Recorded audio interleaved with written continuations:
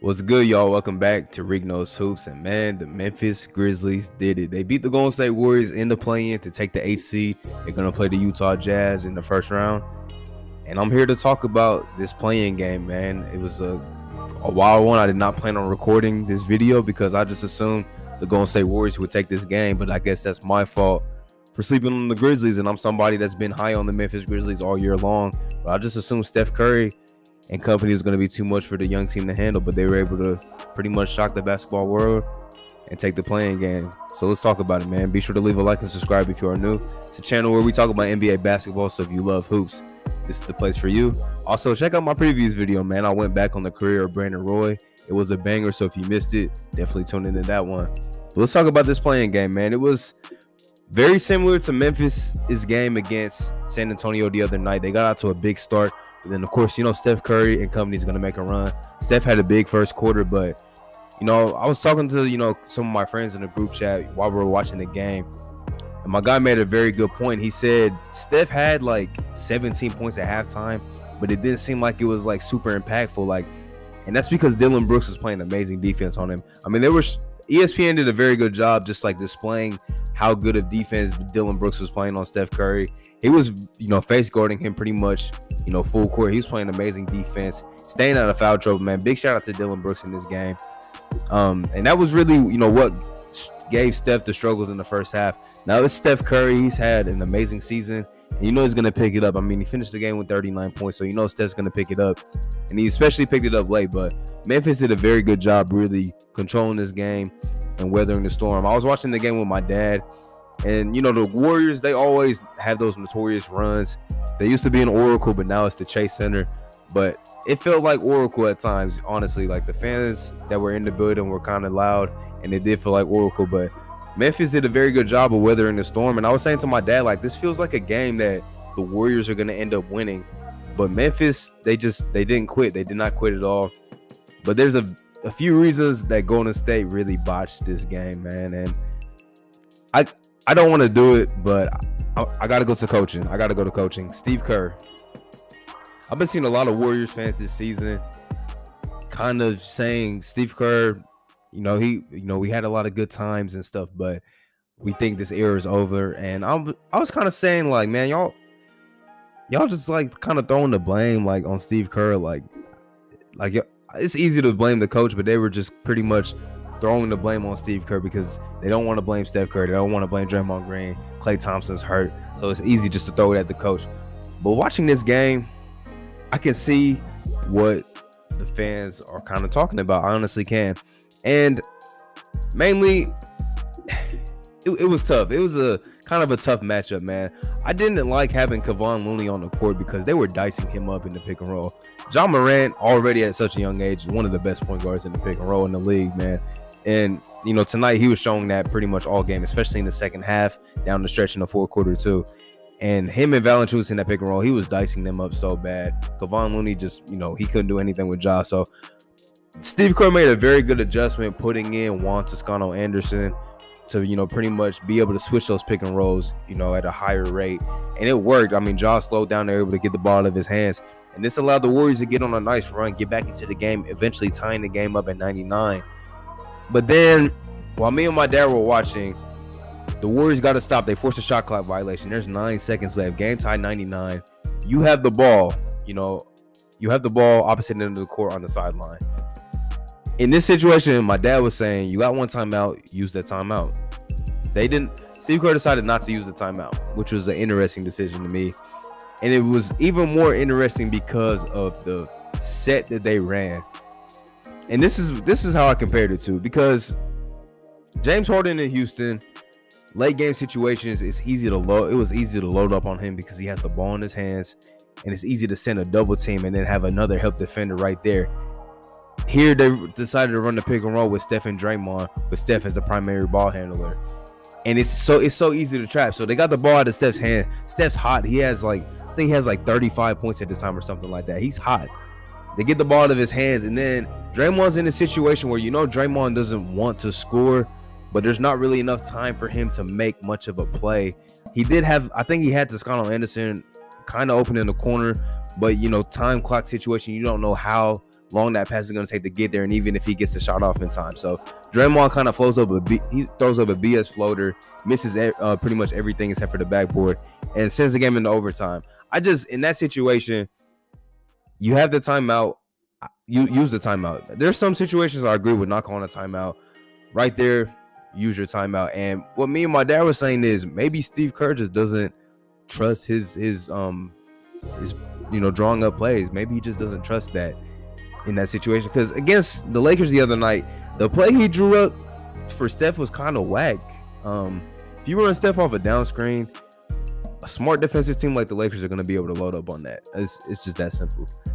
And here he just decided to let his two most trusted players on the court run a high pick and roll. It's easy to trap Steph. You go into overtime, and then in overtime, the Warriors, they had opportunities. They did have opportunities. The play that's probably going to get talked about the most is Jordan Poole kind of dribbling his, I think he just kind of lost the ball on the sideline, went out of bounds, turnover. I think they were down 3 at the time. Yeah, I mean, that happened. It was a turnover, but the Warriors had a problem with turnover this entire game, and they also had a problem with that against the Lakers in the first playing game. And then, you got to give a lot of credit to just the Memphis Grizzlies team as a whole.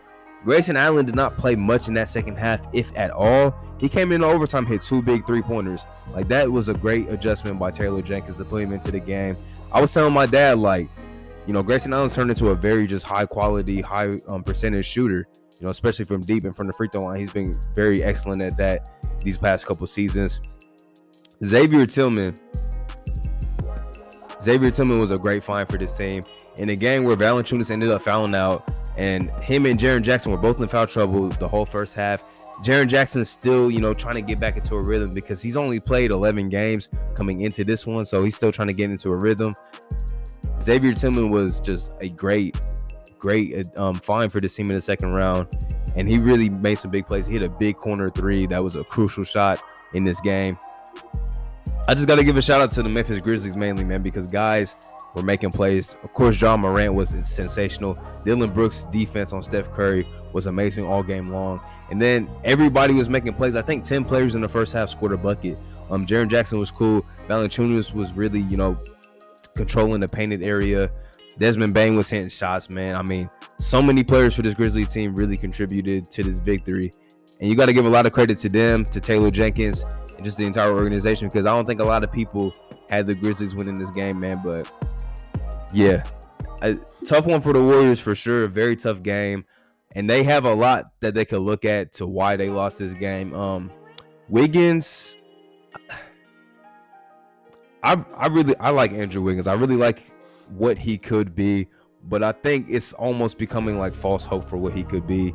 And maybe it's just the situation that he's in.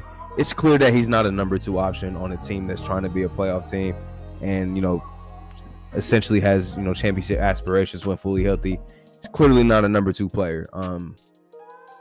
Yeah, he played like, I know it's a winner go home game, but he played like it was like he's never been in this situation, which he pretty much has not been in this situation before, and he played like that tonight, and it was kind of hard to watch. Jordan Poole did have the turnover late, but I think he played a very good game for somebody who really wasn't a rotational player like a couple months ago, but I think he played a very solid game. One thing in the first half, I'm talking a lot about the Warriors, but this is just what's on my mind. This is a credit to the Memphis Grizzlies, though. They were playing Draymond instead of sagging off of him. They were putting a defender, right on him, so he can't make those easy passes.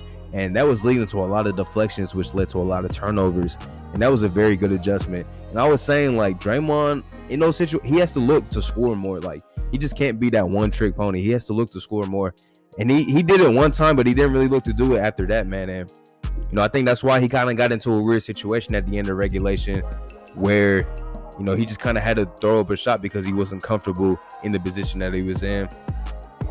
There's just a lot for the Warriors to look at.